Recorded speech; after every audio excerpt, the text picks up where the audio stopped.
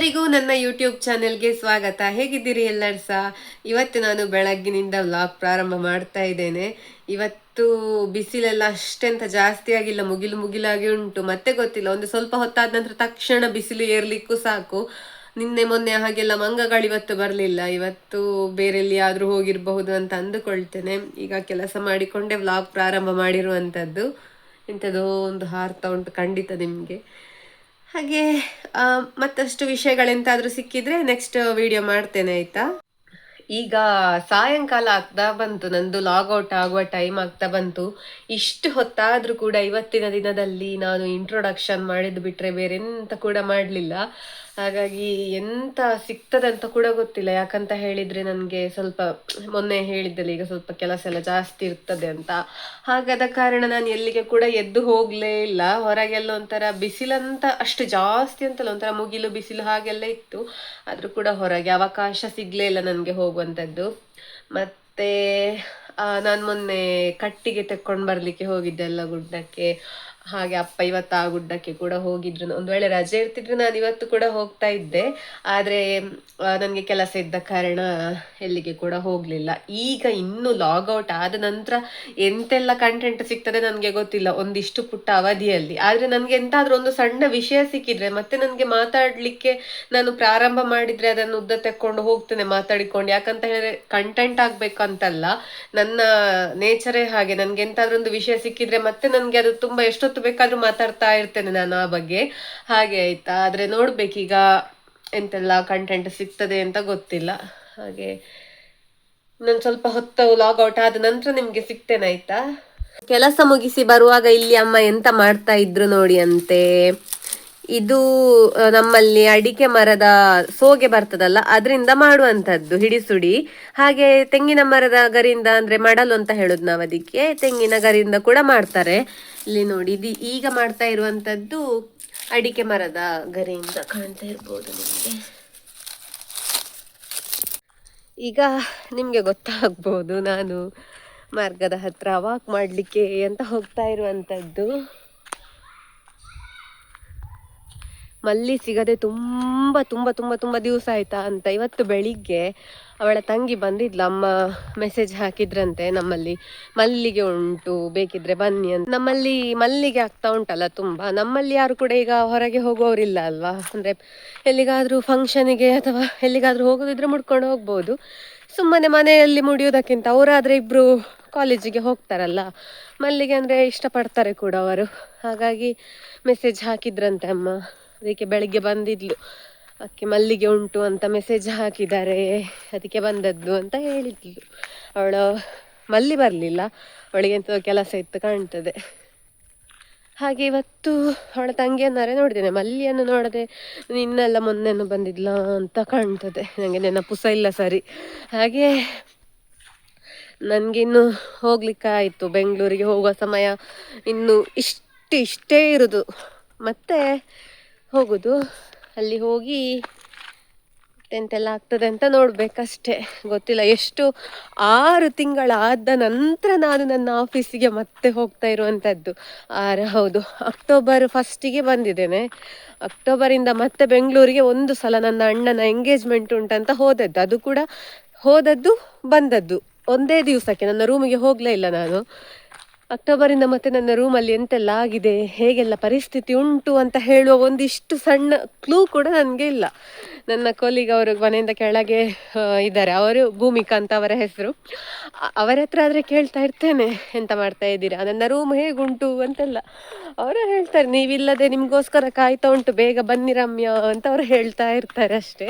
ತಮಾಷೆಗೆ ನಾವು ಹೀಗೆ ಮಾತಾಡ್ತೇವೆ. ಆದ್ರೆ ನಿಜಕ್ಕೂ ಅಲ್ಲಿಯ ಪರಿಸ್ಥಿತಿ ಹೇಗೆ ಉಂಟು ಗೊತ್ತಿಲ್ಲ. ಇನ್ನು ಒಳಗೆ ಹೋಗಿ ಎಷ್ಟೇ ಆದ್ರೂ ಕೂಡ, ಎಷ್ಟೇ ಬಾಗಿಲು ಮುಚ್ಚಿ ಕಿಟಕಿ ಮುಚ್ಚಿದ್ರು ಕೂಡ ಸ್ವಲ್ಪ ಧೂಳು ಅಂಥದ್ದೆಲ್ಲ ಇದ್ದೇ ಇರ್ತದೆ. ಅದರ ಜೊತೆಗೆ ಕ್ಲೀನಿಂಗ್ ಮಾಡಬೇಕು, ಗುಡಿಸಿ ಒರೆಸಿ ಎಲ್ಲ ಮಾಡಬೇಕು. ಮತ್ತೆ ಕುಡಿಯುವ ನೀರು ತರಬೇಕು. ಕುಡಿಯುವ ನೀರು ನಾನು ಅಲ್ಲಿ 1 RKಗೆ ಬೇಕಾದಂತಹ ಫಿಲ್ಟರ್ ಪೈಪಿಂಗ್ ವ್ಯವಸ್ಥೆ ಅದೆಲ್ಲ ಎಂತ ಇಲ್ಲ. ಹಾಗಾದ ಕಾರಣ ಅದು ಕ್ಯಾನ್ ಬರ್ತದಲ್ಲ, ನಾನು ಅದರಲ್ಲೇ ತಕೊಂಡು ಬರುದು. ಹಾಗೆ ನೀರು ತಕೊಂಡು ಬರಬೇಕು, ತರಕಾರಿ ತಗೊಳ್ಬೇಕು, ಅಡಿಗೆಗೆ ಎಂತೆಲ್ಲ ಸಾಮಗ್ರಿಗಳು ಬೇಕಾದಂತ ತಗೊಳ್ಬೇಕು. ಹಾಗೆ ಮತ್ತೆಂತ ಉಂಟು ಕೆಲಸ ಸುಮಾರುಂಟು, ಹೋಗಿ ನೋಡಬೇಕು. ನನಗೆ ಅಲ್ಲಿ ಹೋದ ನಂತರ ತಲೆ ಓಡ್ಬೋದು. ಮತ್ತೆ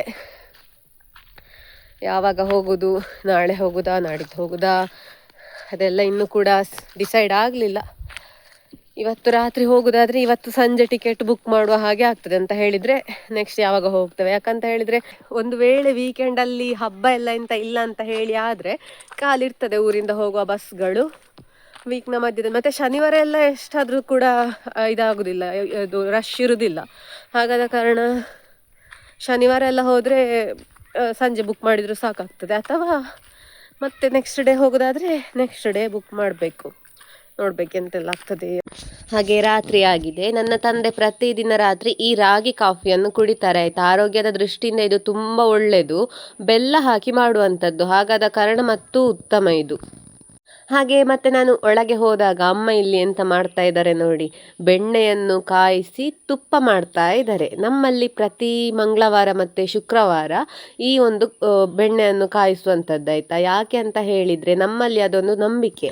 ಮಂಗಳವಾರ ಮತ್ತು ಶುಕ್ರವಾರ ಬೆಣ್ಣೆ ಕಾಯಿಸೋದ್ರಿಂದ ಹಟ್ಟಿಯಲ್ಲಿ ಹೆಣ್ಣು ಕರು ಜನನ ಆಗ್ತದೆ ಅಂತ ಹೇಳುವುದೊಂದು ಹಿರಿಯರಿಂದ ಒಂದು ಬಂದಂತಹ ನಂಬಿಕೆ. ನಾವು ಅದನ್ನು ಅನುಸರಿಸ್ತಾ ಇದ್ದೇವೆ ಕೂಡ. ಹಾಗೆ ನಮಗೆ ಅದು ಅನುಭವ ಆಗಿದೆ.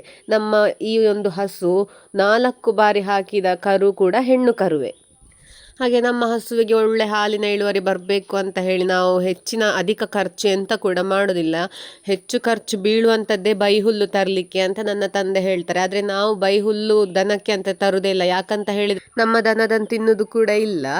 ಹಾಗೆ ಮತ್ತು ಅದಕ್ಕೆ ನಾವು ಇಲ್ಲೇ ನಮ್ಮ ಸುತ್ತಮುತ್ತ ಲಭ್ಯ ಇರುವಂತಹ ಹುಲ್ಲು, ಸೊಪ್ಪು ಮತ್ತು ಅಡಿಕೆ ಮರದ ಹಾಳೆ, ಸೋಗೆ ಇಂಥದ್ದೆಲ್ಲ ಹಾಕುವಂಥದ್ದು. ಮತ್ತು ಪೌಷ್ಟಿಕಾಂಶಕ್ಕೋಸ್ಕರ ಅಂತ ಬೂಸ, ಹಿಂಡಿ ಮತ್ತು ಮಡ್ಡಿ ಎಲ್ಲ ಕೊಡ್ತಾರೆ, ಅದರ ಜೊತೆಗೆ ಕಲಗಚ್ಚು ಎಲ್ಲ. ಹಾಗಾಗಿ ಅಧಿಕವಾಗಿ ನಮಗೆ ದನಗಳಿಗೋಸ್ಕರ ಖರ್ಚು ಅಂತ ಎಂತ ಬರುವುದಿಲ್ಲ. ಮತ್ತು ಅದಕ್ಕೆ ಪ್ರತಿಯಾಗಿ ಹಾಲು ಕೊಡ್ತದೆ, ಹಾಲು ಮಾರ್ತೇವೆ, ಮಜ್ಜಿಗೆ ಮಾರ್ತೇವೆ, ಅದರ ಜೊತೆಗೆ ತುಪ್ಪ ಮಾರ್ತೇವೆ. ಹೀಗಾಗಿ ನಮಗೆ ಅದಕ್ಕೆ ಎಷ್ಟು ನಾವು ಖರ್ಚು ಹಾಕ್ತೇವೆ ಆ ಖರ್ಚು ನಮಗೆ ಬರ್ತದೆ. ಅದರ ಜೊತೆಗೆ ನಮಗೆ ಈ ಹಾಲು, ಮಜ್ಜಿಗೆ, ತುಪ್ಪ ಇದೆಲ್ಲ ಒಂದು ವರದಾನ ಅಂತ ಹೇಳ್ಬೋದು. ಹಾಗೆ ನಾವು ಹಾಲು, ಮಜ್ಜಿಗೆ ಎಲ್ಲ ಕೊಡುವಾಗ ಕೆಲವು ಕ್ರಮಗಳನ್ನು ಅನುಸರಿಸ್ತೇವೆ. ಅಂತ ಹೇಳಿದರೆ ಹಾಲು ಮತ್ತು ಮಜ್ಜಿಗೆಯನ್ನು ಒಟ್ಟಿಗೆ ಕೊಡುವುದಿಲ್ಲ, ಮತ್ತು ಮಜ್ಜಿಗೆಯನ್ನು ಅಮಾವಾಸ್ಯೆ ದಿವಸ ಕೊಡುವುದಿಲ್ಲ. ಅಮಾವಾಸ್ಯೆ ದಿವಸ ನಮ್ಮಲ್ಲಿ ಮೊಸರು ಕಡೆಯೋದು ಕೂಡ ಇಲ್ಲ. ಅದಾದ ನಂತರ ಪ್ರತಿದಿನ ಮಧ್ಯಾಹ್ನ 12 ಗಂಟೆ ನಂತರ ನಾವು ಮಜ್ಜಿಗೆ ಕೊಡುವುದಿಲ್ಲ. ಒಂದು ವೇಳೆ ಕೊಡುವ ಅಗತ್ಯ ಬಂದರೂ ಕೂಡ ಅದಕ್ಕೆ ಒಂದು ಸ್ವಲ್ಪ ಉಪ್ಪು ಹಾಕಿ ಕೊಡುವಂಥದ್ದು.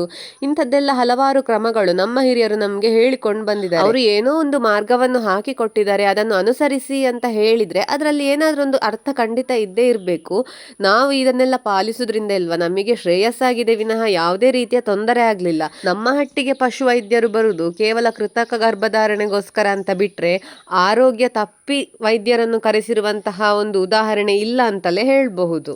ಹಾಗೆಯೇ ಹಸುಗಳನ್ನು ಸಾಕುವಂಥದ್ದಿಲ್ವ ಒಂದು ತುಂಬ ಪುಣ್ಯದ ಕೆಲಸ ಅಂತ ಹೇಳ್ಬೋದು. ಅದರಿಂದ ಎಷ್ಟೆಲ್ಲ ಲಾಭ ಉಂಟು, ನಷ್ಟ ಉಂಟು ಅಂತ ನೋಡೋದಕ್ಕಿಂತ ಇಲ್ವಾ ಮಾನಸಿಕ ನೆಮ್ಮದಿ ಕೂಡ ತುಂಬ ಸಿಗ್ತದೆ ಅಂತ ಹೇಳ್ಬೋದು. ಹಸು ಕರುಗಳ ಪ್ರೀತಿಯಲ್ಲ ಎಲ್ಲರಿಗೆ ಸಿಗುವಂಥದ್ದಲ್ಲ, ಅದಕ್ಕೆ ಕೂಡ ಪುಣ್ಯ ಮಾಡಿರ್ಬೇಕಂತೆ. ಹಸುವನ್ನು ಸಾಕೋದ್ರಿಂದ ಮನೆಯವರ ಆರೋಗ್ಯ ವೃದ್ಧಿಯಾಗ್ತದಂತೆ.